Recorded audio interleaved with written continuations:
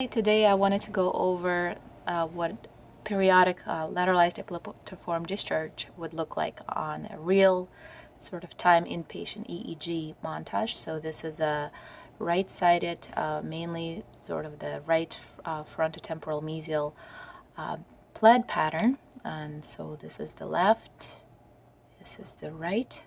As you can see, it's very high amplitude in the F4, C4, and also in F8, T4. So this is our frontal, this is our sort of mesial area, and it occurs at about an interval of 1 per second, and you can see it's very regular. That's how it gets its name, periodic, and it pretty much stays the same throughout. So the thing to know about the PLEDS is that it's a pattern that you can see that usually lasts a fraction of a second. Usually it appears in a wide distribution on one side of the head. Sometimes there is more of a focal origin, like sort of in this case. Usually it's sort of widely distributed over one hemisphere. You could have different shape of them, and so they can change the morphology depending on the time course. So especially when there's more time that passes from the onset of injury, they can look very subtle and you can almost miss them.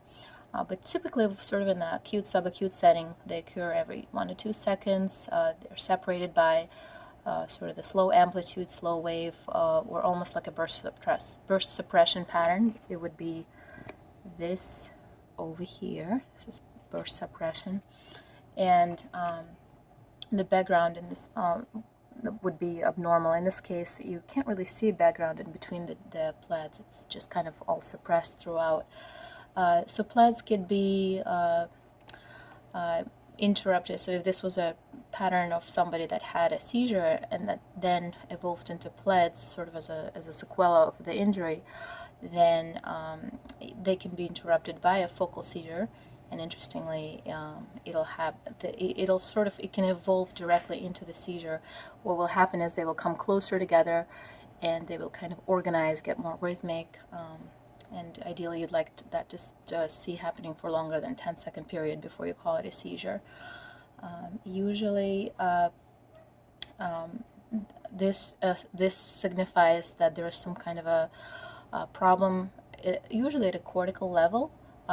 Sometimes there is, association with other stuff. So the PLEDS typically means acute or subacute cerebral lesion, and sort of looking at the most common type of presentation for this, stroke is the most common. The second common is neoplasms or tumor.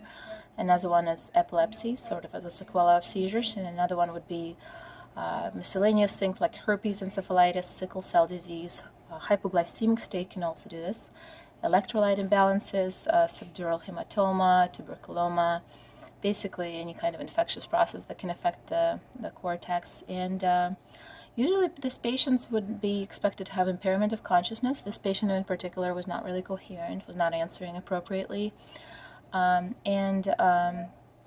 approximately 1% of strokes that are non-lacunar, that are ischemic hemispheric, will actually have this pattern as well. So this can tell you even before the imaging that there's something going on with the brain. And another interesting thing I wanted to share with you is that there's also been other things associated with PLEDS, which we don't normally think about when we see this on the EEG.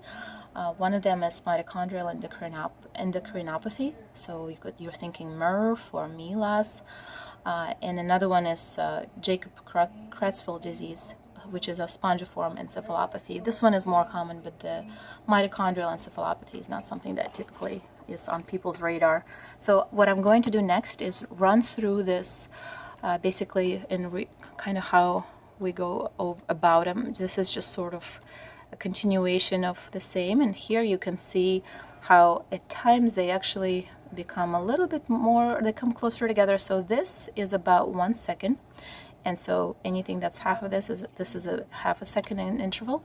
So it almost looks like at times they want to become a seizure. They get closer together, they get more frequent, and that's how a start of a seizure would look like. However, it doesn't quite make it into one. As you can see here, it returns to the sort of suppressed background pattern and then continues on with this sort of a PLEDS pattern on the right. So once again here, very nice. There's just your muscle artifact there for a few seconds. And then continuing on, some other muscle artifact. And there it is again.